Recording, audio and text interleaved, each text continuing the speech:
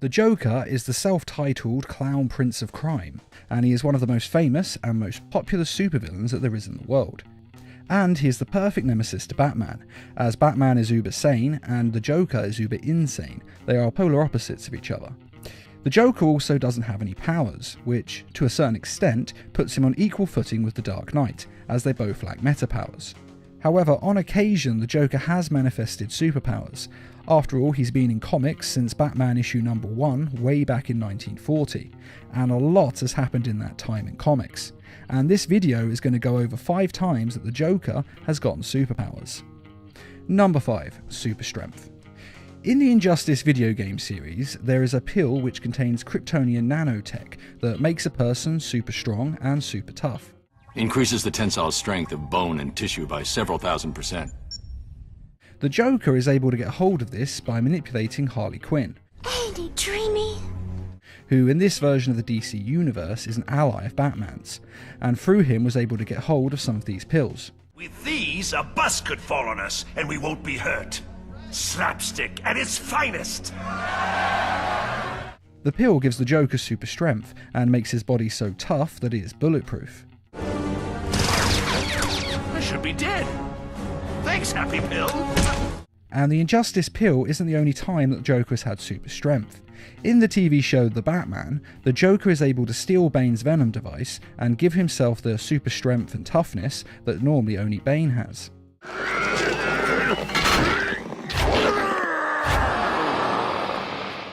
Something similar happens in the video game Batman Arkham Asylum. The Joker is able to get hold of the Titan formula that gives a person Bane's powers. Even a small amount could trigger a Venom-like transformation in the host, eliminating the need for the storage tank Bane requires. At the end of the game, he tries to give the Titan formula to Batman, which could have been interesting, but instead Batman injected himself with the antidote and stopped himself from transforming.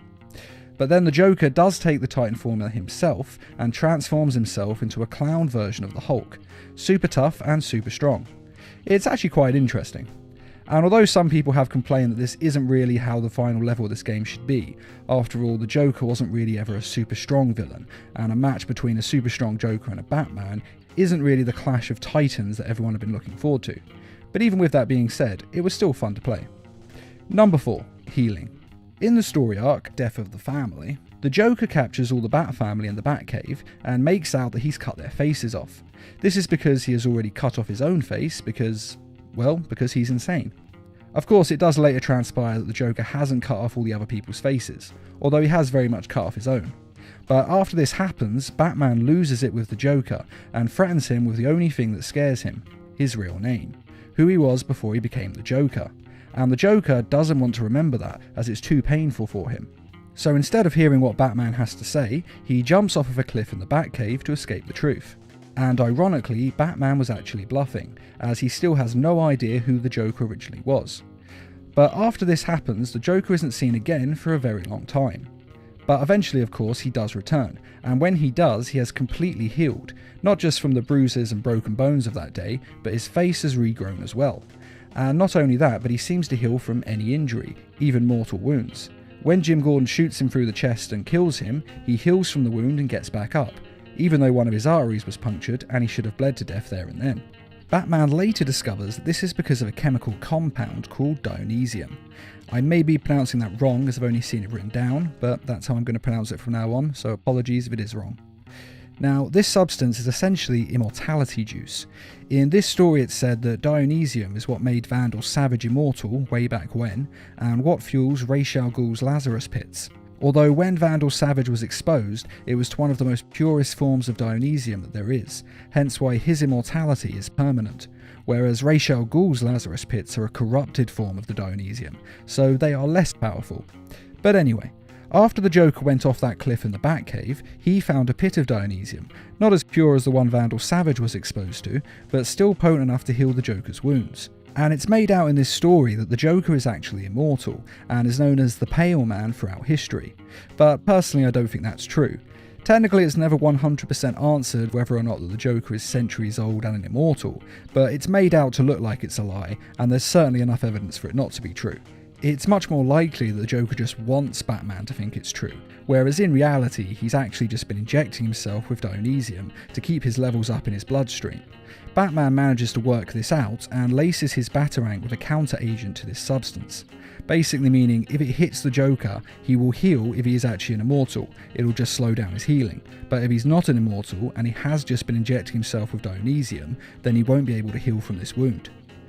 Which is obviously the reason he does it, and given how the Joker panics after he's hit with the Batarang and gets worried about dying and tries to fix his body by going back into the Dionysium pit, well, to my mind it proves that the Joker isn't the Pale Man and an immortal who has lived throughout history.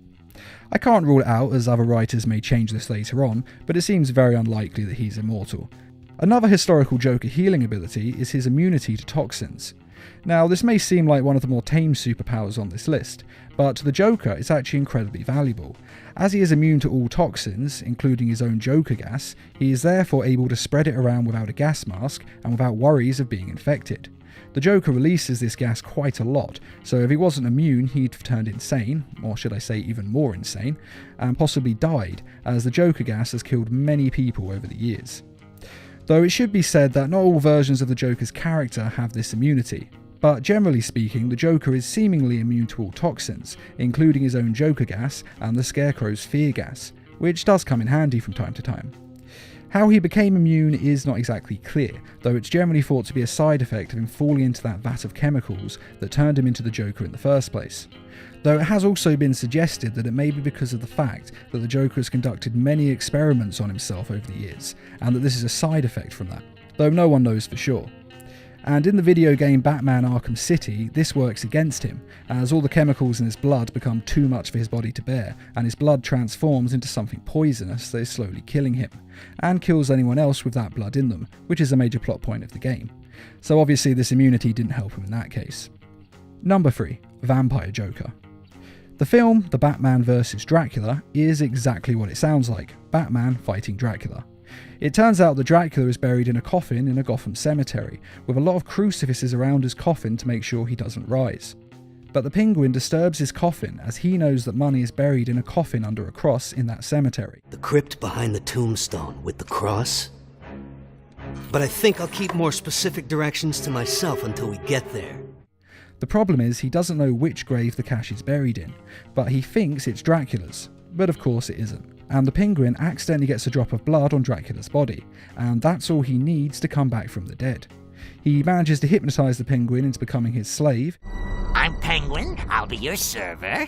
And then he starts infecting the people of Gotham and turning them into vampires. As for the Joker, he is thought to be dead in the film. Alfred, tonight Joker met his demise. But in fact he had an encounter with Dracula himself, and is turned into a creature of the night, with enhanced senses and superhuman strength and speed. The full extent of his powers aren't really shown in the film, apart from his enhanced senses, but he should also have some sort of telepathy, as most vampires can hypnotise people. Well, I say most vampires, a lot of vampires can't, to be fair, but in this case the Dracula that turned him can hypnotise people, so it makes sense that the Joker would inherit this power as well. Unfortunately, the Joker doesn't keep these powers for long, as Batman is able to capture him, and then uses him as a lab rat to find an antidote to the vampirism, so that he can save the Joker and the others that Dracula has turned into vampires. Of course, no one has ever actually found a cure for vampirism in this universe, but this is Batman we're talking about, and he manages to find an antidote in the end, and save his city by turning everyone back into humans, except for Dracula. You may have cured my human victims of their disease, but no earthly medicine can cure a supernatural affliction. The downside to the Joker being a vampire, of course, is that he can't go out during the day, because he'll burst into flames, which is actually what eventually leads to Dracula's death in this film. I'm the Batman, and you're dust.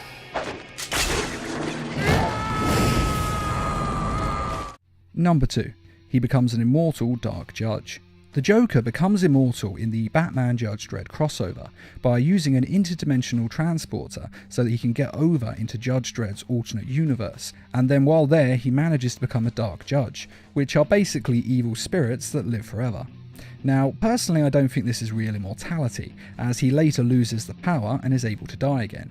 And to my mind, if you're really immortal, then you can't die no matter what, and that means the power can never be taken away from you. But the comic book does define him as being immortal, and by comic book logic, I guess that is true. The Dark Judges are a group of superpowered villains that, as I said, are best described as evil spirits, and they need to possess someone in order to really get anything done, much like most evil spirits. Now, this group actually believes that only living people can commit crimes, and therefore living is a crime as well, and they set out to kill everyone in the world in order to stop everyone from committing crime. In their mind, they actually think that they're saints and that they're ending crime forever. The logic of it's pretty twisted, but the weird part is you can kind of understand it. But twisted or not, these judges carry out their mission like religious zealots, and they also have the added feature of being immortal.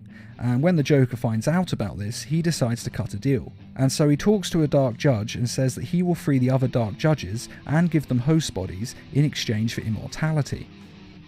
Now, at first, one of the Dark Judges does actually try to take over the Joker's mind instead, but because of the Joker's insanity, he's actually unable to control him. And since he can't control them, he therefore decides to go along with the plan. And when the other Dark Judges are free, they do make the Joker immortal, and they do it by merging his spirit with a corpse, which wasn't quite what he had in mind, but it does get the job done. And in this state, he can't die, and he also has another superpower, as his laugh is now deadly, and it causes people's heads to explode if they hear it. At first, he goes around just killing a lot of people for fun, but he quickly gets bored of just mindless slaughter for no purpose. Yes, it does seem odd that the Joker would get bored of that, but always bear in mind that most of the Joker's plans involve him actually having a higher purpose. Yes, he does usually kill, slaughter and hurt a lot of people, but it's usually done for a purpose. Even if that purpose is pure insanity, it still makes sense to the Joker's mind. And so the Joker decides to return to Gotham, but when he travels back, he's using a 40-dimensional transporter, and because of this, when he's transported to Gotham, he's reverted back to his normal state, meaning he is no longer a Dark Judge, and therefore no longer immortal, and no longer has the killing laugh that makes people's heads explode. Number 1. Emperor Joker. In the story arc Emperor Joker, which was collected in the graphic novel Superman Emperor Joker, the Joker manages to get 99.9% of Mxyzptlk's powers. Now, Mxyzptlk is an imp from the 5th dimension, where everyone has superpowers. And although in their dimension this is perfectly normal for them all to have these powers, if they travel down into the 3rd dimension, our dimension, it basically turns them all into gods, able to do pretty much anything they can imagine. Hey, McGurk, finish your business and let's get going. Huh? Oh, sorry, Mix. Now, Mxyzptlk is a Superman villain who pops in every 90 days or so and makes trouble for Superman, like setting up a fight between Superman and Bizarro. Me make Superman. Hey, That's my boy! He does it for fun, but eventually he gets bored of playing with Superman like this, and he decides to try something different. So he goes to the Joker, who has hassled Batman for years, thinking that the Joker must have some fun ways to annoy Superman. Now obviously the Joker and Batman both don't have superpowers, whereas Superman does have superpowers, and quite a powerful set at that. So Mxyzptlk figures that if he gives the Joker superpowers, then he should be able to annoy Superman just as well as he annoys Batman, which will be fun for Mxyzptlk to watch. Now he only plans to give him 1% of his powers, which is still quite a lot because he's incredibly powerful. But unfortunately, the Joker was able to learn Mxyzptlk's secret name, which is apparently a weakness of the 5th dimensional creatures. And because of this, the Joker is able to take 99.9% of Mxyzptlk's powers, instead of just taking 1%. And this power allows the Joker to do quite literally anything. From flight to teleportation, to matter manipulation, to altering the very fabric of reality, to creating sentient life. He even has the anti-life equation, which allows the Joker to subjugate every living being in the universe, which annoys Darkseid as he has hunted for the anti-life equation for years, and he hates the fact that the Joker has it, because in Darkseid's mind, only Darkseid is allowed to have the anti-life equation. But even he can't stop the Joker's just too powerful at this point.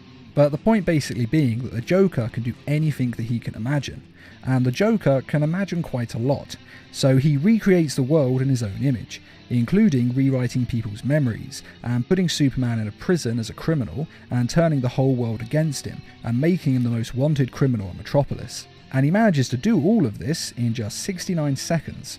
though he later loses these powers of course, though oddly enough not in a fight. Instead, Superman takes a page from Batman's book and uses psychology against him. And Superman realises that the Joker can't erase Batman from the universe, as he needs him, as he has declared before. I don't want to kill you. What would I do without you? No, you complete me. So when the Joker tries to erase Batman to prove a point to Superman, his subconscious won't let him, as he secretly always wants Batman to be in his universe. And this causes a chain reaction in Joker's mind, and he loses control of his powers, and ends up reverting to his normal form. And it comes across that basically it was just too much power for a human being to control for a long period of time. And so the power goes back home to Mxyzptlk, who is able to then put the universe back the way it was, with the help of the Spectre. And in the show Batman the Brave and the Bold, this storyline was actually adapted into an episode, though it's not Mxyzptlk who gives his powers to the Joker, it's instead Bat-Mite, who is also from the 5th dimension and again has the same powers as Mxyzptlk. I'm from the 5th dimension. Beings from my realm have powers that you 3Ds take for magical. For those who don't know, Bat-Mite is self-declared as being Batman's biggest fan, and actually features in a lot of LEGO movies and LEGO video games.